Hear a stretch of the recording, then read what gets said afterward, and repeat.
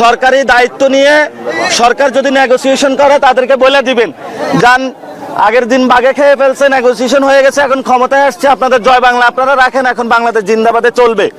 1971 সালে আমরা রাজনৈতিক, সাংস্কৃতিক এবং অর্থনৈতিকভাবে মার্জিনালাইজ ছিলাম, তো ফলত আমরা সবাই যুদ্ধে গিয়েছিলাম, কিন্তু সেই যে আমাদের অধিকার এটা কিন্তু আমরা বুঝে পাইনি।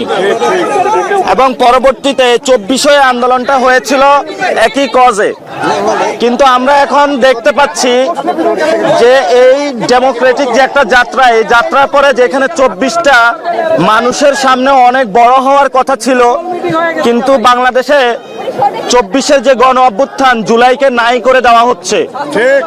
আপনি গতকালকে দেখবেন যে স্টেটমেন্টটি দেওয়া হয়েছে, সেখানেও 24-এর কথা নাই, আজকেও কোথাও 24-এর কথা নাই।